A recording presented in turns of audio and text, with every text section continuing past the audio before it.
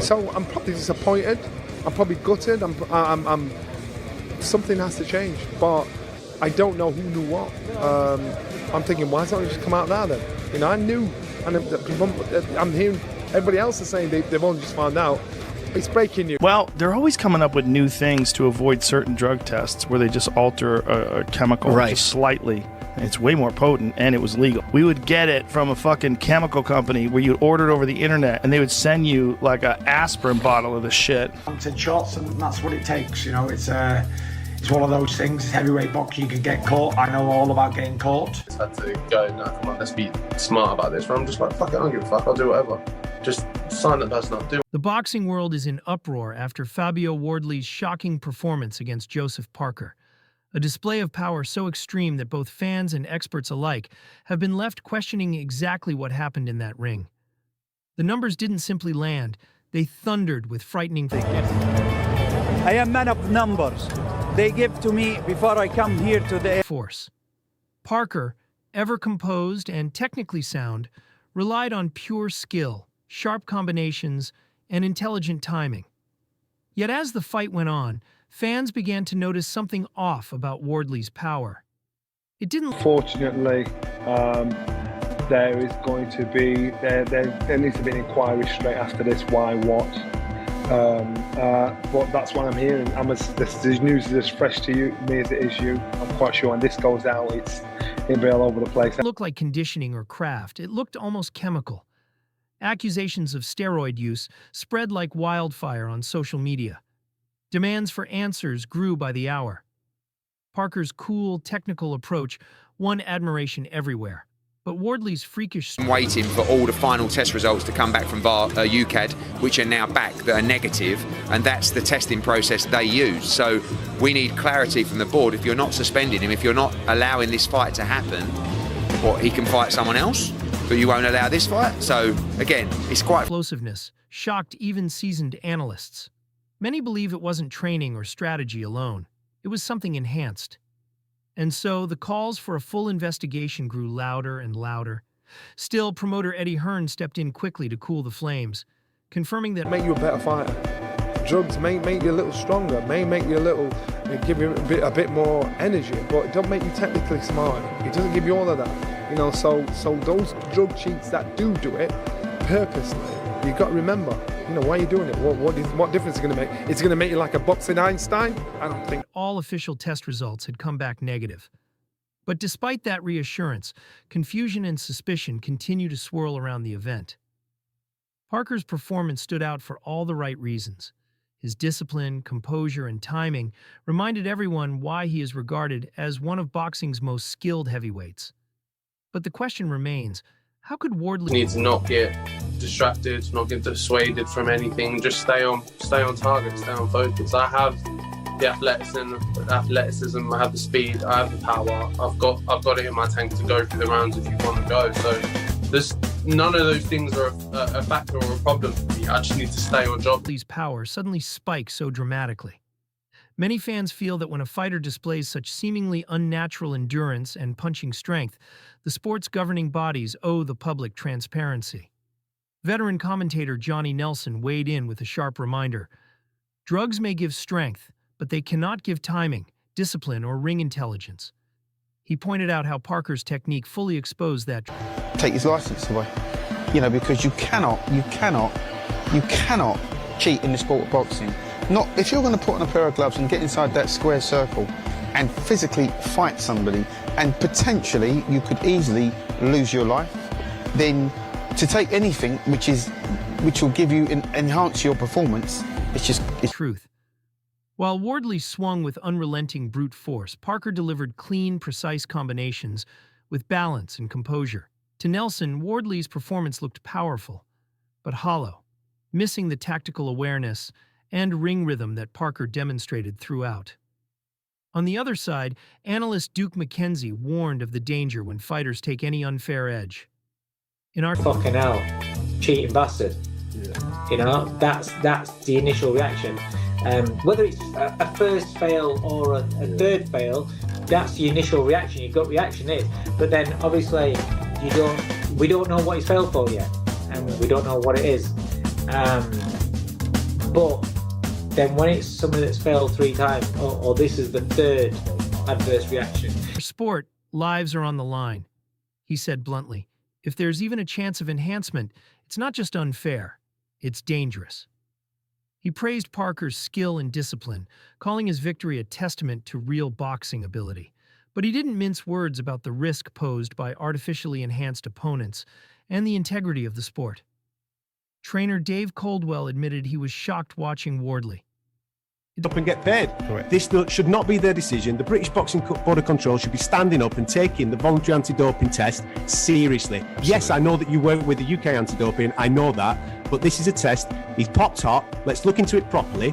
What happens if something happens on Saturday night? Absolutely. What if we've already got a safety issue? It doesn't matter what drugs you take, might make you stronger, might make you fitter, but it doesn't make you a better fighter.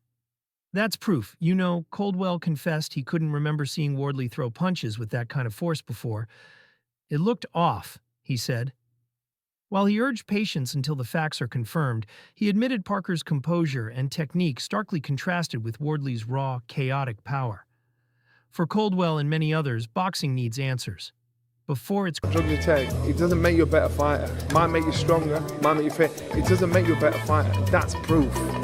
You know, so until more credibility takes further hits. Trainer Adam Catterall took things a step further. He said fighter safety must always come first. If any fighter gains an artificial advantage, it isn't just about ethics. It becomes a life-or-death issue, he warned. He stressed that Parker's clean, methodical style proved that skill will always outlast strength boosted by chemistry.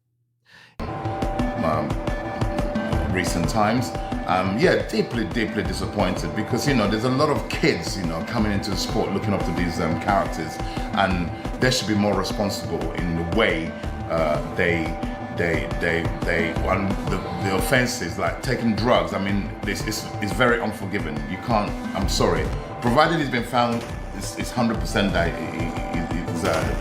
those substances were found in his system, it's unforgiving. And you know what, I blame the governing bodies because I don't believe that they imposing heavy enough. If drugs are involved, he said, competition turns into danger. Returning to the discussion, Johnny Nelson expressed deep disappointment at the cloud of suspicion now hovering over the night. He said that while Wardley's strength was undeniably eye-catching, the whispers of drug use transformed what should have been a great night of heavyweight boxing into a storm of mistrust. Parker's performance... But the fact of the matter is, it's like if you go to prison, you're found guilty of a crime, you go to prison, you serve your sentence, and the slate gets wiped clean. Performance, by contrast, remained a model of purity and professionalism. The sport must stay transparent to preserve credibility, he said. Fans need the truth. If boxing wants respect, it must protect its fighters and its name. Commentator Don Charles put it simply, drugs and boxing can never coexist. And the people that are, you know, doing that sort of thing, so, you know, drug cheats need to, you know, they need to step aside and let real fighters fight. It's unforgivable. He acknowledged Wardley's physical dominance, but argued it is meaningless if it came from enhancement. He praised Parker for proving that natural heart and skill beat any chemical shortcut. The outrage among fans, he said, is justified. If Wardley's performance was boosted, there must be strict consequences. Promoter Frank Warren also weighed in, saying punishment must fit the crime. If you cheat, you destroy the spirit of boxing, he declared. Warren pointed out how Parker's poise and accuracy reflected genuine mastery, while Wardley's explosive strength felt tainted. He urged boxing's governing body to act decisively, warning that without real enforcement, public trust will vanish. In short, Parker showed us what boxing excellence looks like. Sharp. I know exactly what is going on, and so I don't have anything to say right now. I'm surprised, yes, because I know Ryan and I don't. Composed, technically brilliant. But Wardley's performance raised uncomfortable questions. When a fighter's strength suddenly looks unnatural, when it leaps beyond expectation and defies explanation, the sport owes its fans full clarity. Because boxing isn't just about power, it's about timing, discipline, and heart. And when those intangible qualities clash with suspicions of artificial enhancement, the only winners are doubt and disillusionment. "If you cheat, you don't belong in the ring," Daniel Dubois said flatly. He acknowledged Fabio Wardley's power, but insisted Joseph Parker's clean, intelligent approach exposed the difference between real fighters and pretenders. Fans, Dubois added, are right to demand that anyone suspected of enhancement be sidelined until a full investigation is complete. Boxing. He's got wonderful skills, and under Andy Lee, he's really rejuvenated, and I think he's one of the best heavyweights in the world, period now, former world champion, of course. I think he's better than he once was, so that's a problem for Wardley, but Wardley brings that power in, and remember, Joe Joyce knocked Joe Parker out. Others have had him in trouble, Dillian White down, so you can never write Wardley out. "Boxing must protect true talent," he said. Amid the noise, Canelo Alvarez offered a rare note of wisdom. He urged fans not to rush to judgment until the facts were verified. "Patience," Canelo advised, "is part of justice." Still, he didn't deny that Wardley's sudden boost in power looked suspicious. The contrast between Parker's pure boxing IQ and Wardley's raw brute force was impossible to ignore. His words echoed through the debate. Wait for the evidence, but never forget what fairness means. Veteran commentator Adam Smith reflected on the fight as a test of truth. He credited Andy Lee for rejuvenating Parker and sharpening his focus, calling the New Zealander's performance a masterclass in composure. Yet even Smith admitted that Wardley's power seemed out of character. "It's not what we've seen from him before," he remarked. Parker's precision, discipline, and ring control clearly separated him from Fabio's wild aggression. Fans, however, remain convinced. Whoever's in front of you, fight them, smash them, move on to the next. So for me, this Fabio Wardley fight is the most important, and he is my Usyk, because there's no point thinking about Usyk if I can't take care of business with convinced that something extra fueled Wardley's engine that night. For Smith, the bout symbolized something bigger than two heavyweights colliding. It highlighted boxing's eternal struggle between pure talent and artificial enhancement. "The sport can't afford blurred lines," he warned. "Boxing thrives on honesty, and suspicion of chemical help poisons that foundation." Smith concluded that Parker's clean, strategic victory reaffirmed why integrity, not shortcuts, must define the sport. In the aftermath, Joseph Parker himself spoke with calm dignity. "Focus is everything," he said, refusing to speculate about Wardley's power. His attention stayed on discipline and preparation. "Whether it's Wardley or Usyk, my approach is the same. Respect the opponent. Fight clean. Fight smart."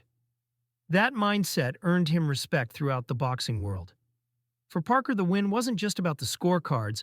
It was a statement of class, professionalism, and the true essence of wonderful skills, and under Andy Lee, he's really rejuvenated, and I think he's one of the best heavyweights in the world, period now, former world champion, of course. I think he's better than he once was, so that's a problem for Wardley, but Wardley brings that power in, and remember, Joe Joyce knocked Joe Parker out.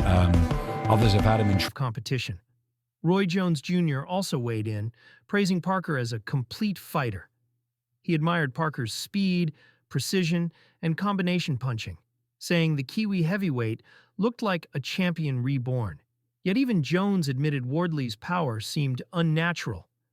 The difference between the two, he explained, was intelligence versus instinct, strategy versus sheer force. Wardley had energy, Jones said, but Parker had mastery. As the dust settles, one truth remains. This fight has become a turning point for boxing. It exposed the ongoing battle between natural talent and possible chemical shortcuts. Parker's victory showcased what real boxing stands for: heart, intelligence, and control, while Wardley's supercharged strength left behind a cloud of unanswered questions. Now the sport faces a crossroads. Will authorities deliver transparency and protect fighters who compete cleanly? Or will controversy continue to cast its shadow over great performances? What cannot be denied is that Joseph Parker has emerged as a symbol of integrity.